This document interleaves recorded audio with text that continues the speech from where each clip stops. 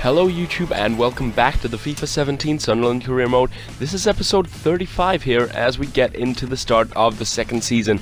As you can see here, it's just going through the loading screen to get in the transition from the second season to the third season. And as you can see here, we're just going to look straight away at the inboxes as they're just saying that the transfer window is open and that they want us to sell £38.25 million worth of shirt sales. So there's the objectives. They want us to play some youth players, grow by 5 overall, play them in 5 matches. They want us to sign a crucial first team player as a midfielder, and obviously the sales thing. They want us to finish mid-table and reach the round of 16, and they want us to finish with a profit of £42.5 million after the first transfer window. So here you can see Sebastian Larsson has come in at the start of the new season as his contract at RB Leipzig has ended, and the loans of Koningsman and Kapustka have ended, so I've gone back in for Kapustka, not back in for Koningsman, as he is not a player I used once, so I decided not to bother with him. Juventus came in for Corchia. They came in with 14, I asked for 27, it was a big offer, but I don't want to sell him really, so if they can double their money then I'll be happy to get rid of him for that much and get in a replacement for probably a lot cheaper. And now there's an offer for Callum Wilson from Swansea. They've offered 9 million, he's worth 11, so I'm just going to ask for 12 million, I believe. He was not used as much as I thought he would be, so I'll move him on so he doesn't get too unhappy. And Servi, we have agreed a contract with. This was a player recommended by someone in the comments section a few episodes ago. He recommended him for the January transfer window, but we were unable to get him then because I'd already made the video for that after I saw the comment. As you can see here, Swansea said they go ahead with the deal for Wilson, and we asked for a couple million more for Ozan Tufan as Leicester come in for him. Like I say, the comment was suggesting Servi as a left winger, so I've gone in for him, brought him into the team, and hopefully he'll do well for us as he was recommended as a good signing. So Juventus came back in with £20 million, we asked for 25, and the Kapustka loan offer was rejected as they've said they do not want to send him out on loan. And now that we got Servi, I wasn't too bothered about getting him anyway, although he would have been good to have as backup to Servi and Khazri. So as you can see here, we're just scouting a few players, and Callum Wilson has sold to Swansea for £12 million. We've seen 9 million of that. And as you can see here, we're signing a couple of youngsters off the free agents, 68 rated 19-year-old and a 70 rated 20-year-old. So a couple decent players there, centre back and centre mid, as we're going to have a quick look at them now. First of all is Hal Radinovic and Malherio da Silva. Sorry if I'm pronouncing them names pretty wrongly. I'm pretty sure I've definitely pronounced this Bosnian one. And as you can see here, I pressed to disallow all offers for Van Aanholt because he was up there and he looked like a player. He looks like he wants to go with that being at the top. And now that I've watched this, we've actually sold him in real life because he wanted to leave.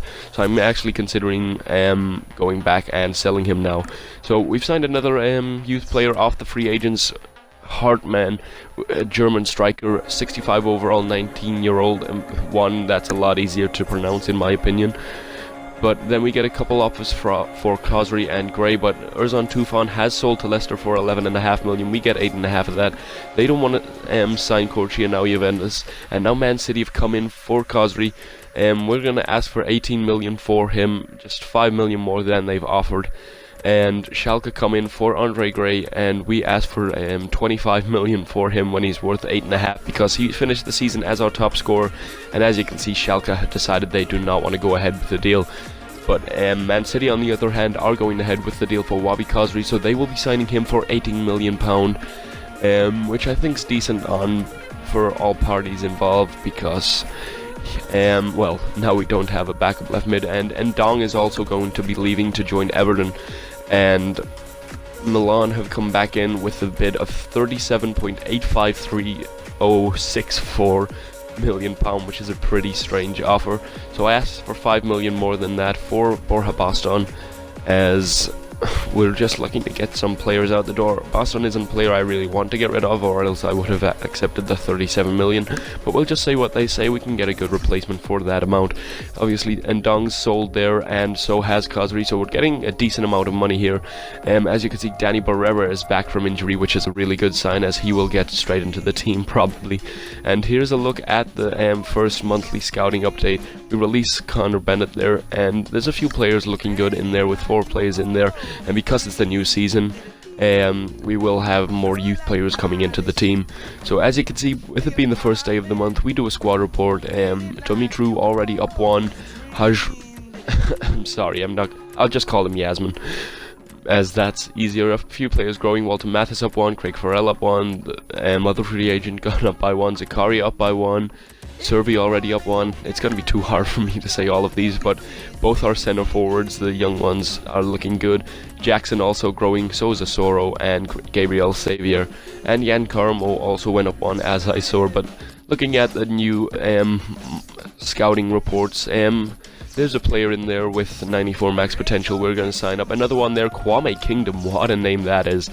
And another one there, and that was it for Garna. And then Aiden Rose coming in from England, and I think that's it for the scouting players for this month. And anyway, there is an offer for Borini here. Celta Vigo offered 8.5 million. I asked for 15 million for Fabio Borini. I believe we signed him for 10 million in real life, so trying to get a bit of profit here. And then you can see here we're advancing on. Adam Matthews wants to discuss wages, and we have a loan offer accepted for Andre Tellez from Juventus, and Celta Vigo said they are not willing to pay that much for Borini. So anyway, Andre Tellez is coming in here, and that is the end of what is going to be happening. The next episode will start with the Swansea game to start the new season, but that is the end of this episode. If you enjoyed it, please do leave a like. If you want to see any more of this career mode, please do subscribe, as that would be much appreciated. But anyway, once again, thank you for watching. See you later.